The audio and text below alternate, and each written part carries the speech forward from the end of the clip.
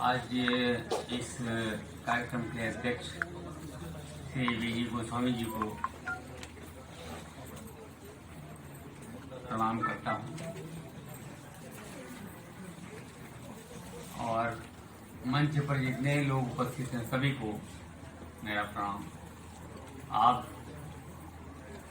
ईश्वर इतने रूपों में उपस्थित है, सभी को मेरा प्रणाम। और संचालक महोदय के आदेश के अनुसार सुने।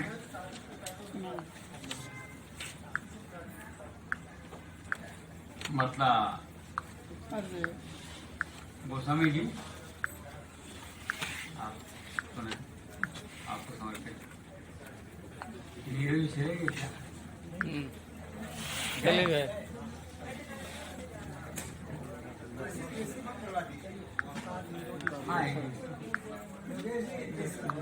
कि गिरने का शौक है न गिराने की फिक्र है, गिरने का शौक है न गिराने की फिक्र है, लेकिन गिरे हुए को उठाने की फिक्र है। गिरने की फिक्र है न गिराने की फिक्र है, लेकिन गिरे हुए को उठाने की फिक्र है। अगला शेर अर्ज किया है कि नफरत की आंधियों से व दंगे फसाद से इस वक्त अपना मुल्क बचाने की फिक्र है। नफरत की आंधियों से व दंगे फसाद से इस वक्त अपना मुल्क बचाने की फिक्र है।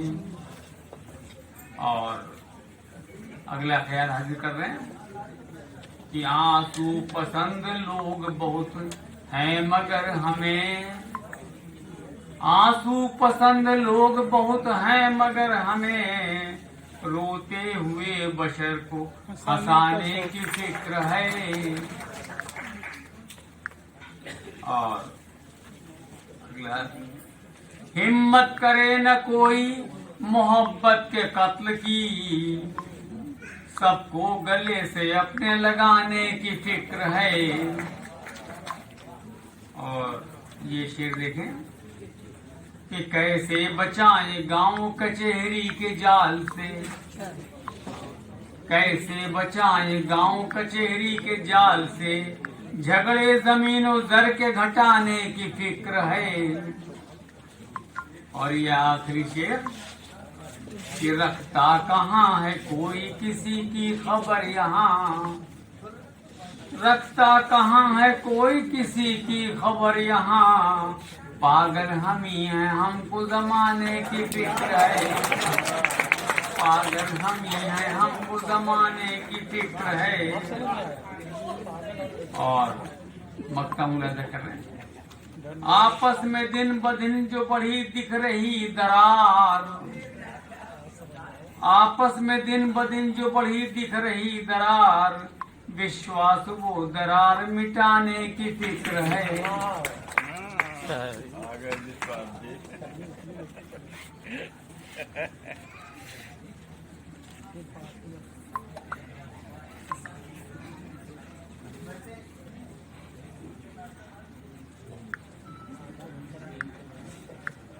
और अभी समय थोड़ा बचा है, एक दूसरे ख्याल का जायके की हाजिर कर रहे हैं। नरेंद्र भूषण जी गौर करिएगा कि हर घाट गली चौबारों तक उजियार जरूरी लगता है, हर घाट गली चौबारों तक उजियार जरूरी लगता है, विपरीत ग्रहों की चालों का परिहार जरूरी लगता है।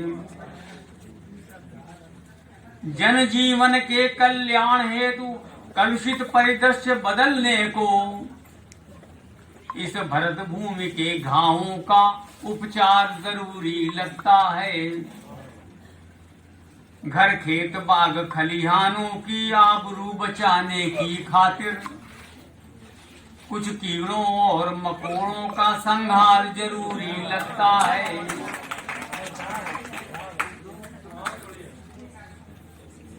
खत्म करिए। एक शेर थोड़ा सा बोलो। बेनी माधव बख्तावर सिंह बप्पा रावल आजाद भगत बिस्मिल जैसा हर नस नस में एक ज्वार जरूरी लगता है।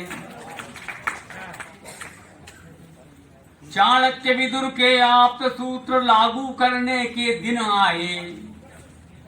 चाणक्य विदुर के आप्त सूत्र लागू करने के दिन आए। उद्दंड शठों से शठता का व्यवहार जरूरी लगता है।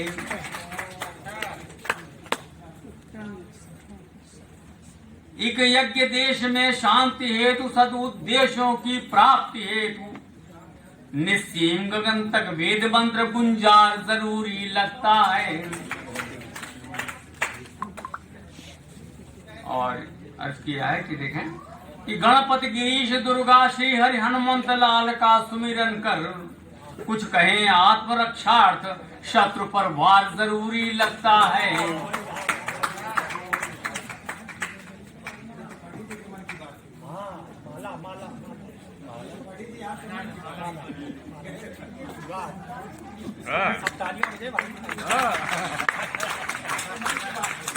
गणपति गिरीश दुर्गा श्री हरि हनुमंत लाल का सुमिरन कर कुछ कहें आत्मरक्षार्थ शत्रु पर वार जरूरी लगता है। और ये शेर थोड़ा बहक गया है कि किससे पूछूं कौन बताए, किससे पूछूं कौन बताए पीड़ा का उपचार देश की। किससे पूछूं कौन बताए पीड़ा का उपचार देश की।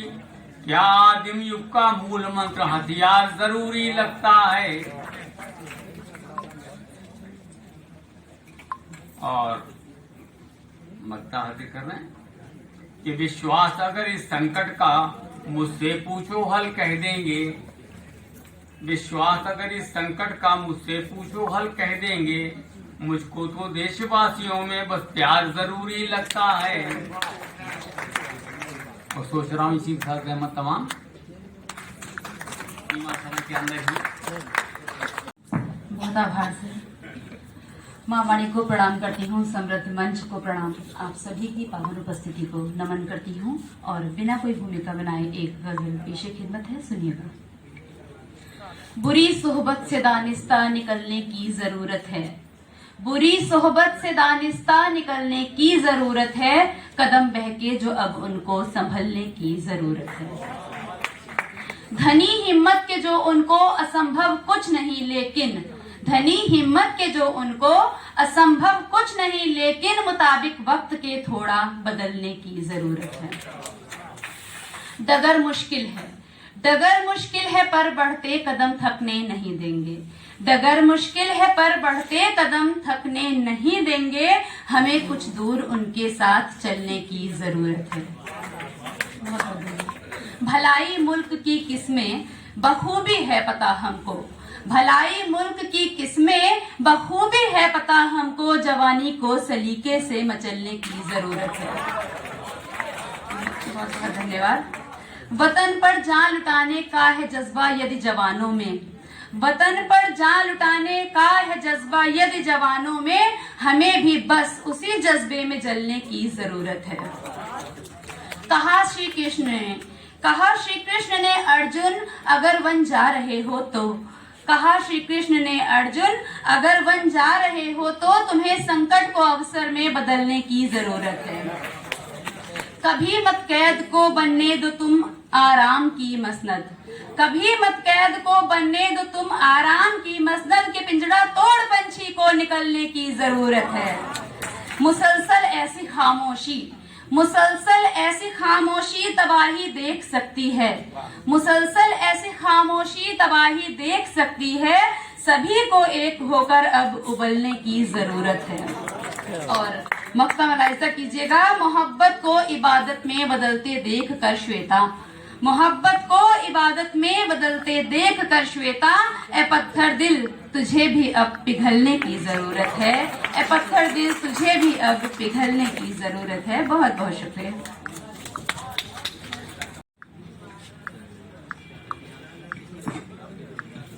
एक और गजल आपकी नजर करती हूँ, सुनिएगा। ये माना हकीकत छुपाना नहीं है, ये माना हकीकत छुपाना नहीं है, मगर रुख से पर्दा उठाना नहीं है, मगर रुख से पर्दा हटाना नहीं है। बयां दर्द आंखें ये करती हैं कर दें, बयां दर्द आंखें ये करती हैं कर दें, मगर जख्म अपने दिखाना नहीं है। मुझे फर्ज अपने निभाने हैं लेकिन, मुझे फर्ज अपने निभाने हैं लेकिन, किसी की निगाहों में आना नहीं है। बहुत लोग, बहुत बहुत धन्यवाद। बहुत लोग बैठे समझकर हैं दिल में, बहुत लोग बैठे समझकर हैं दिल में, कोई शख्स उनसा सयाना नहीं है। टिके अपने वादे पे दुश्मन रहेंगे, टिके अपने वादे पे दुश्मन रहेंगे, मियाँ ये पुराना जमाना नहीं है। जमीर अपना नीलाम कर मेरे प्यारे, जमीर अपना नीलाम कर मेरे प्यारे, कभी भी तुम्हें धन कमाना नहीं है। उन्हें अपनी बाहों के घेरे में पाकर, उन्हें अपनी बाहों के घेरे में पाकर, खुशी का हमारी ठिकाना नहीं है। और मक्ता पेश करती हूँ। सिवा जंग में अब उतरने के श्वेता, सिवा जंग में अब उतरने के श्वेता, बचा कोई दीगर बहाना नहीं है, बचा कोई दीगर बहाना नहीं है। धन्यवाद। बहुत श्रेष्ठ काव्य पाठ। और हम लोग मंच की ओर अग्रसर हैं। हमारे सभी अतिथिगण, जो भी मुख्य अतिथि शाकिर हाशमी जी सर, और जो भी मंच में हैं, आप सभी को हार्दिक वंदन है। सभागार में उपस्थित सभी हमारे जितने भी साहित्यकारगण हैं, सभी को प्रणाम करते हुए मैं अपनी बात सिर्फ एक गज़ल के माध्यम से कहना चाहूँगी, क्योंकि ये 15 अगस्त का दिन नज़दीक आ रहा है। मैं शहीदों के प्रति अपनी श्रद्धांजलि अर्पित करना चाहूँगी।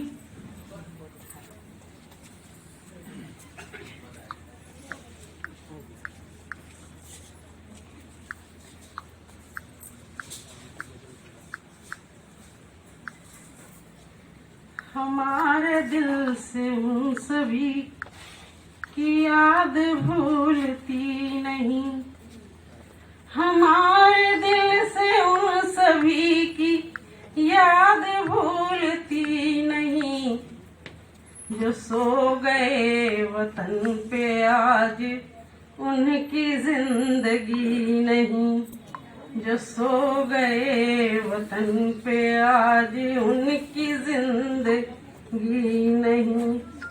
वो ऐसी माँ के लाल थे जो रो रही है आज तक, वो ऐसी माँ के लाल थे जो रो रही है आज तक, अभी भी उसकी सिसकियाँ,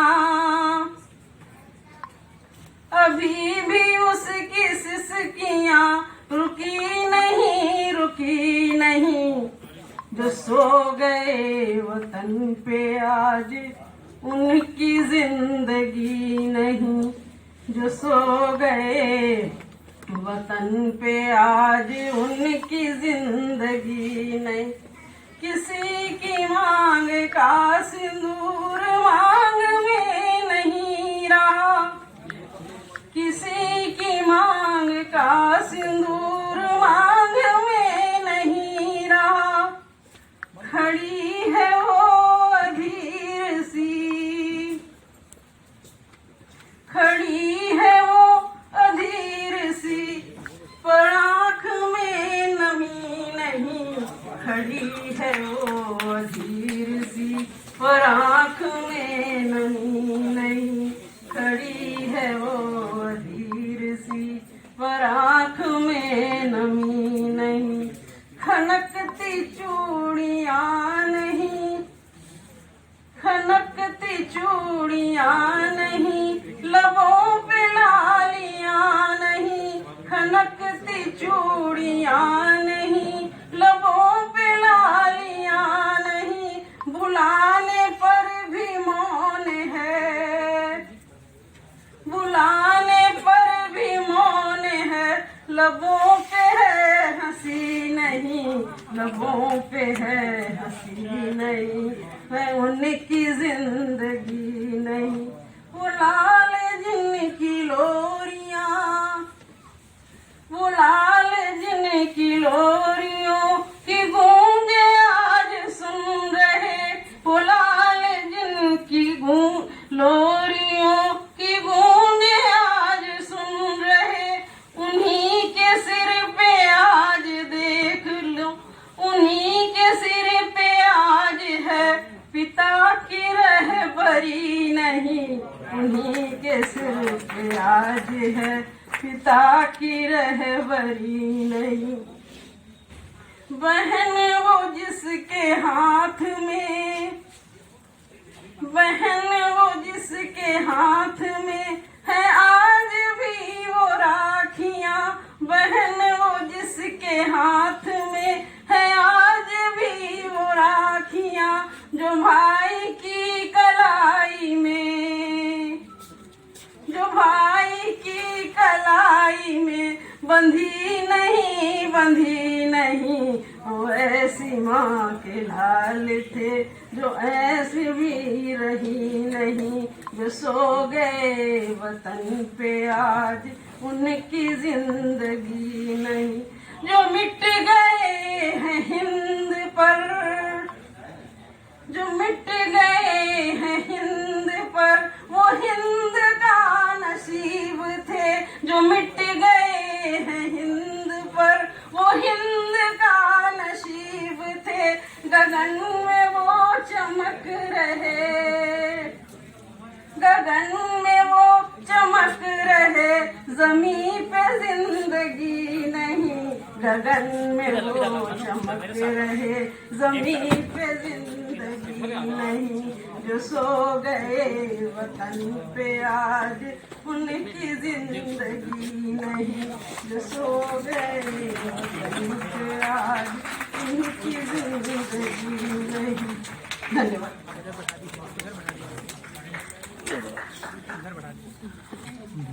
बहुत बहुत धन्यवाद। मैं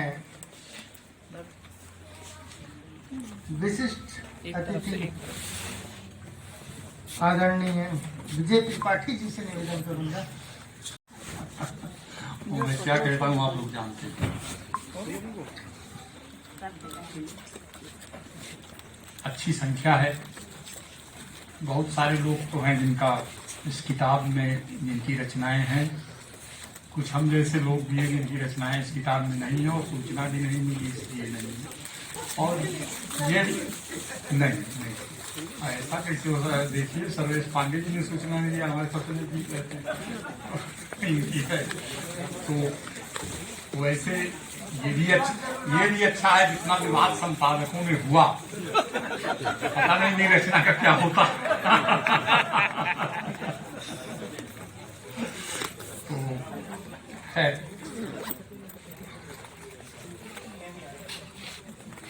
अब बात कविता से मैं भी करता हूं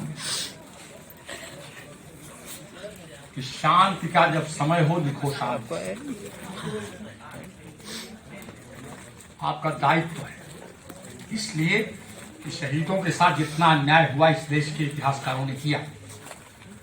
मतलब एनसीईआरटी की किताबों में किसने लिखा ये सब जानते हैं। एनसीईआरटी पर किसका कब्जा था, मैं नाम लेके कहता हूं कम्युनिस्टों का कब्जा था। भगत सिंह को आतंकवादी, चंद्रशेखर आजाद को आतंकवादी दिया। समझे? ये देश है। बिल्कुल स्वतंत्रता संग्राम में दो धाराएं थी। एक थी स्वतंत्रता आंदोलन माने बेईमानी, और एक था स्वतंत्रता संग्राम, जज्बे के साथ गोली खाओ मर जाओ, देश स्वतंत्र होगा हमारे न रहने पर। समझे आप? इस बात को एकदम कैटेगराइज करके लिखिए, इसका समय है। नहीं तो शहीदों के साथ अगर आपने कलम मोड़ दिया गजल की तरफ और रोने लगे इस मुश्किल लिख करके तो शहीदों को न्याय नहीं मिलेगा। शहीदों को न्याय, आप कितना मैं कह रहा हूं शहीदों के बारे में जो कुछ है साहित्य में है, इतिहास में नहीं पढ़ाया गया। ये एकदम खुली बात है। उदाहरण देके कह रहा हूं, एनसीईआरटी की किताबों पढ़ता हूं मैं पाठ्यक्रम डील कर चुका हूं। नकल अध्यादेश मेरी सीट का बनाया हुआ था 90 में।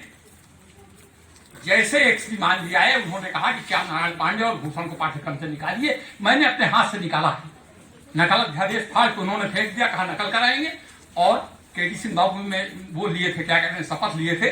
मैं नकल अध्यादेश की इनफैक्चुअस कॉपी लेकर के गया था, उसको उन्होंने फाड़ के अपने वोटर को दिखाया, ये हमने फाड़ दिया, जाओ नकल करो। और उसके बाद अगले दिन आदेश आ गया कि श्याम नारायण और भूषण नहीं पढ़ाए जाएंगे। समझे आप क्यों नहीं पढ़ाए जाएंगे? तो आपकी ड्यूटी है, आप लिखिए और ऐसा लिखिए कि ऐसे निकृष्ट साहित्य शासक अगर आए तो फिर कहें कि सर्वेश पांडे भी नहीं पढ़ाए जाएंगे, नरेंद्र भूषण भी नहीं पढ़ाए जाएंगे। किस तरह से लिखिए, ये आपकी ड्यूटी है। खून से ज्यादा, बलिदान से ज्यादा सत्य स्वतंत्रता संग्राम में कुछ नहीं है, कुछ नहीं है, कुछ नहीं। तो शांति का जब समय हो लिखो शांति से। क्रांति के वक्त तुम मत डरो क्रांति से। जो अनय के समय भी उदासीन है भ्रमित वह कदाचित किसी भ्रांति से। जो अनय के समय भी उदासीन है भ्रमित वह कदाचित किसी भ्रांति से। जगाओ अलख दे नया नित्य नारा, कलम के सिपाही वतन है तुम्हारा। किसी का नहीं है केवल आप, कलम के सिपाही वतन है। तुलसी न होते तो रावण मारा गया, कोई न लिख के बताता। और राम क्रांतिकारी थे, ये भी भक्ति करके लोग छोड़ देते। राम को कौन जानता कि भय क्रुद्ध युद्ध विरुद्ध रघुपर द्रोण सहायक कसम से को दंड धुन्य चंड सुन मंगाल सब मारुद से राम जब के छोड़ देते राम। तो आपकी ड्यूटी है। तो अगर और आप अकेले नहीं करने जा रहे हैं इस काम। कवि ने लिखी क्रांति की है कहानी।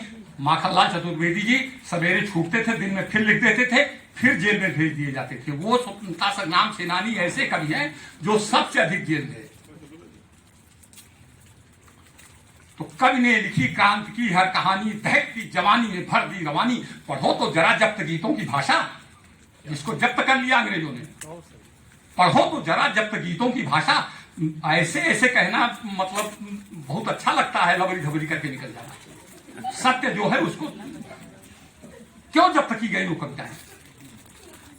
कवि ने लिखी क्रांति की हर कहानी, दहकती जवानी में भर दी रवानी। पढ़ो तो जरा जब्त गीतों की भाषा। भूषण के छंदों के थे की भवानी, भूषण के छंदों के थे की भवानी। तप्त गीतों ने काटी गुलामी की कारा, तप्त गीतों ने काटी गुलामी की कारा। कलम के सिपाही वतन है तुम्हारा। शब्द को शक्ति दो, शब्द को शक्ति दो, राष्ट्र जीवित रहे। शब्द को शक्ति दो, राष्ट्र जीवित रहे। राष्ट्र के द्रोह का दुर्ग सत्वर रहे। राष्ट्र सेवा सभी का परम लक्ष्य हो। राष्ट्र के हित समर्पित सभी कुछ रहे। विश्व गुरु फिर बने, शिष्य हो जग हमारा। कलम के सिपाही वतन है तुम्हारा। कलम के सिपाही वतन है तुम्हारा। आज इतना ही। आज की सभा के अध्यक्ष गोस्वामी जी,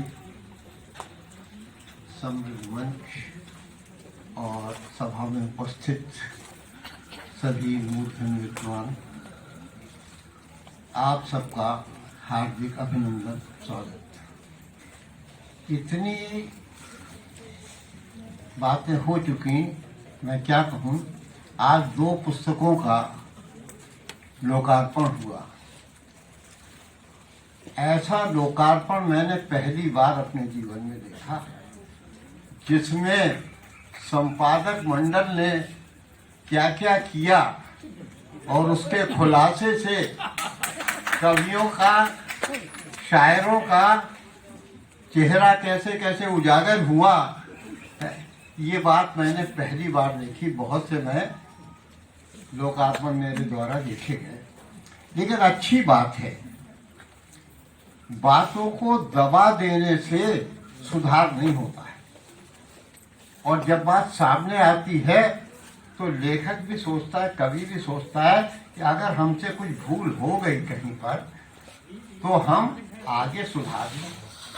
सबसे बड़ा जो विशेषता है आजकल लेखकों में, कवियों में खास तौर से, वो ये कि कुछ भी लिखेंगे अपने को उस्ताद मान के लिखेंगे। कहते हैं मुझसे बड़ा गुरु कोई नहीं, मैं किसी से नहीं पूछता। तो अब गुरु परंपरा अपने अंदर आ गई कि मैं ही गुरु, मैं ही सर्वश्रेष्ठ है, तो फिर पूछने की क्या जरूरत है। तो चलिए, जितने भी कवि और शायर इन दोनों पुस्तकों में हैं, उन सबका मैं आदर करते हुए उनको हृदय से धन्यवाद देता हूं कि उन्होंने साहित्य में अपने विचारों को जोड़ा और उससे कुछ मार्गदर्शन किया है। संपादक मंडल को मैं बधाई इसलिए देना चाहता हूं कि उन्होंने एक स्वस्थ परंपरा डालने का प्रयास किया और आगे करेंगे। बात आती है, मैं यहाँ योगेश जी को भी बहुत बहुत हृदय से बधाई और आशीर्वाद भी देना चाहता हूँ कि इन्होंने सत्य जी के बाद उस परंपरा को आगे बढ़ाने का यथोचित प्रयास किया है।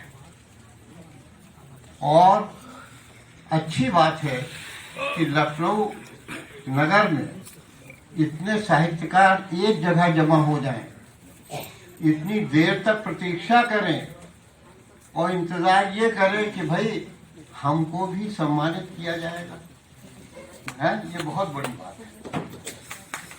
और मैं योगेश जी के लिए परमात्मा से प्रार्थना करता हूँ कि वो दीर्घायु हों, स्वस्थ रहें, निरोगी रहें और इसी तरह से आगे कार्य करते रहें। आप सबको हमको सहयोग प्राप्त हो। मंच पर दो ऐसे विद्वान हैं, सुल्तान शाकिर हाशमी साहब और गोस्वामी जी। मैं आप दोनों को सत्य जी के काल से इस मंच पर विराजमान देखता हूं। आज उषा सिन्हा जी नहीं है बीमारी के कारण, वरना वो भी यहाँ उपस्थित होती है। सुल्तान शाकिर हाशमी साहब का कोई जवाब नहीं है। समय पर समय की बात कैसे कही जाए, ये कला उनसे सीखने की है।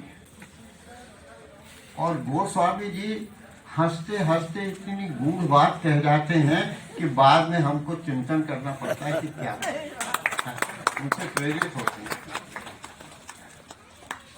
पथिक जी व्याकरण के संबंध में मैं उनको दक्ष समझता हूं, लेकिन आज जो समय आ गया है देश में, मुझे बहुत 2 मिनट में अपनी बात समाप्त कर दूंगा। 15 अगस्त आ रहा है, खूब हम नाचते हैं, गाते हैं, खुशी मनाते हैं। क्या अधूरी स्वतंत्रता को प्राप्त करके हम खुश हो रहे हैं? ये विचार करने की बात है। 15 अगस्त को उस व्यक्ति को हमने प्रधानमंत्री बना दिया जिसको 1 वोट मिला था, वोट ही नहीं मिले थे। लोकतंत्र की हत्या हमने उसी दिन कर दी,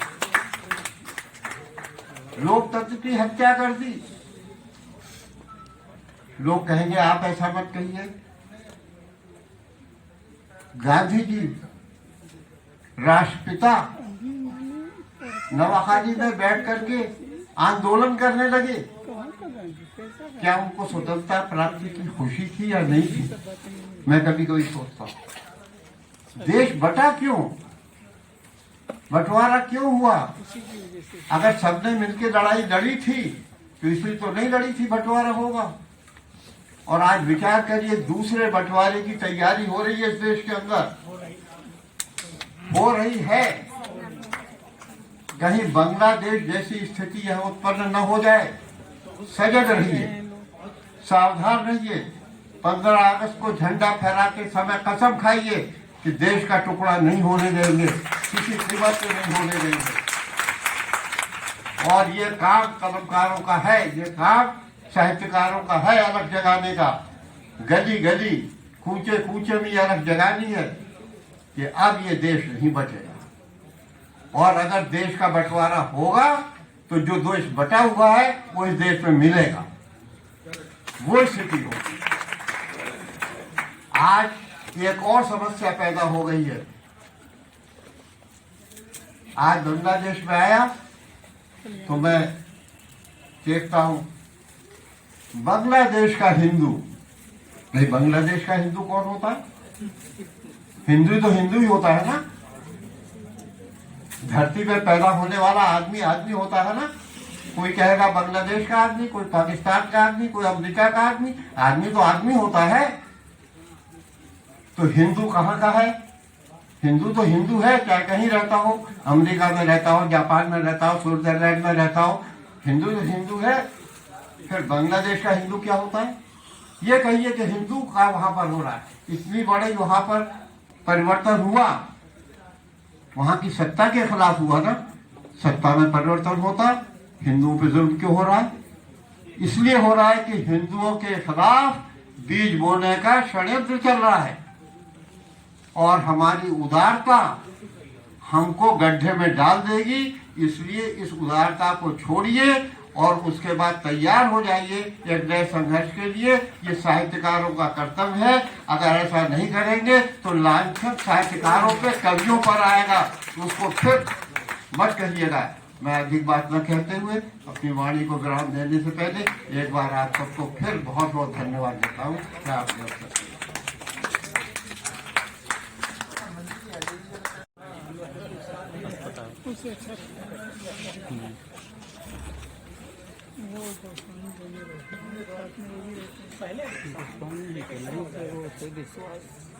विश्वास तो रहते ही, विश्वास कंटिन्यू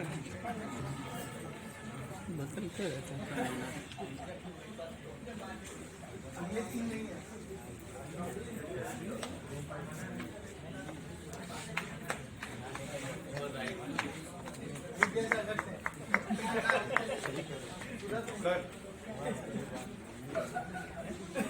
डॉक्टर विद्यासागर मिश्र सागर जी।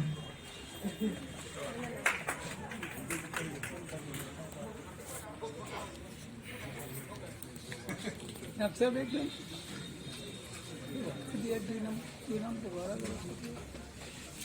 डॉक्टर विद्यासागर मिश्र सागर जी। इसके आगे वाला एक्सेप्ट कह दीजिए ना। हाँ, श्री कन्हैया लाल जी आपके पड़ोस में बैठे हुए। पड़ोसी हैं भी।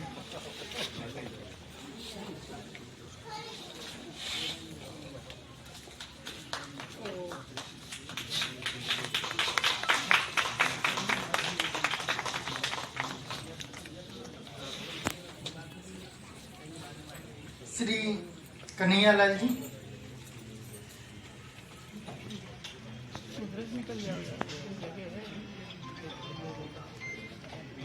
राजेश भाई, हाँ बैठ देते जाओ।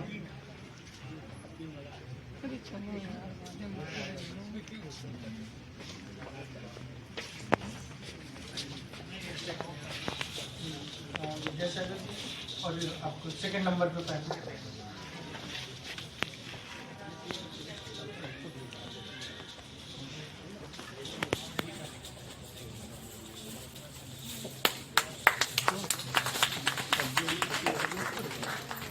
श्री राजेश कुमार द्विवेदी जी, आप आज पीछे बैठे हुए हैं, हमें आइए,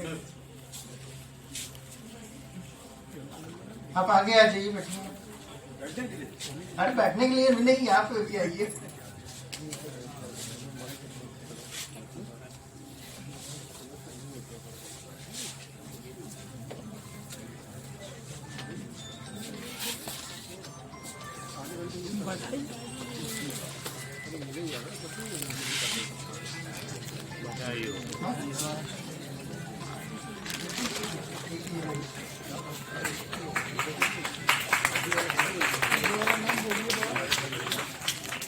श्री अनिल किशोर शुक्ल निडर जी।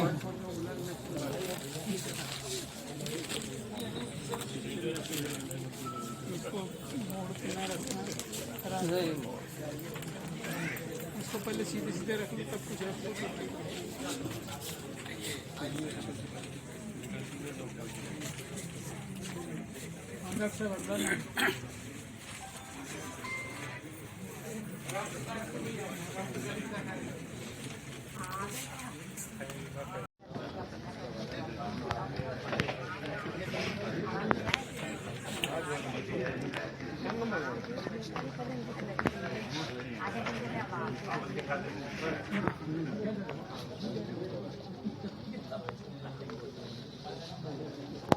श्री वीरेंद्र निजामन जी। श्री वीरेंद्र निजामन जी।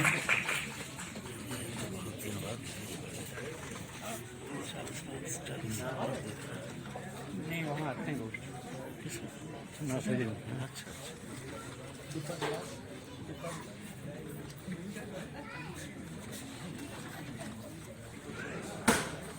हो सकता है जब आप तो ये ना है।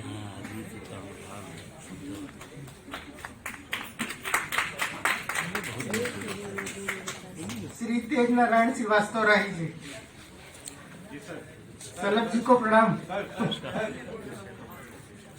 आप आगे आ जाइए। हम तो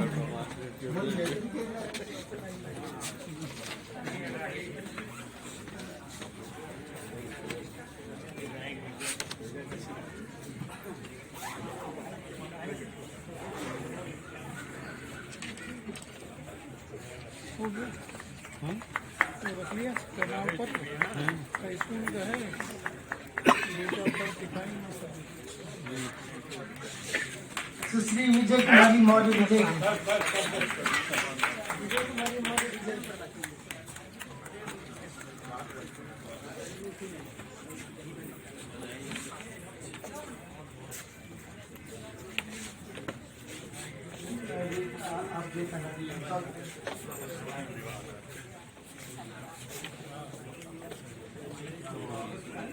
डॉक्टर सुधा मिश्रा जी कहीं है?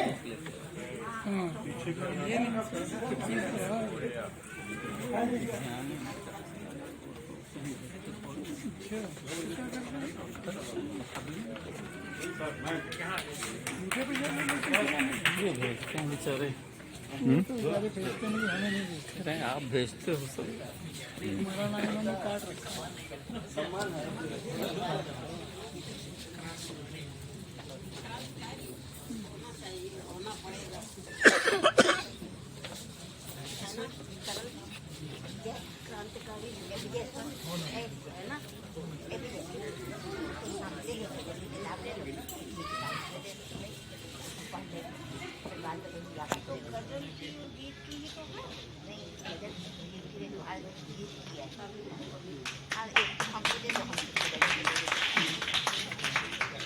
सुश्री पूनम प्रिया जी।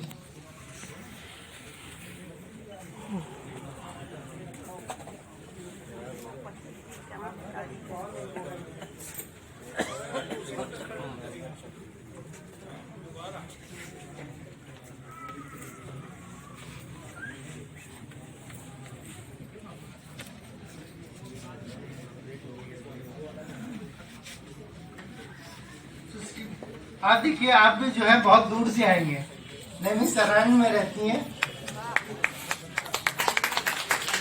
और उन्होंने आमंत्रित किया है आप लोगों को तीर्थ क्षेत्र से, ऋषियों की भूमि।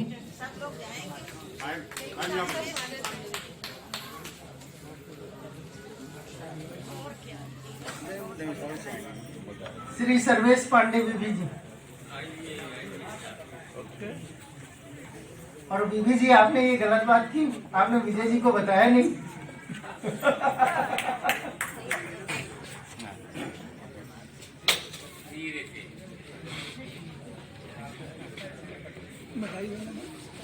मैंने सूचना अपनी तरफ से सभी को देने की कोशिश की थी, कुछ लोग रह गए और अगले उसमें जो है अवश्य रहेंगे। मुझे लग रहा है अगला जो है संस्करण 51 रचनाओं से ज्यादा हो जाएगा। 101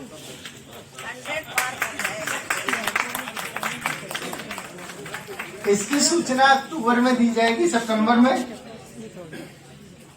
अगले संस्करण के लिए। श्री मनमोहन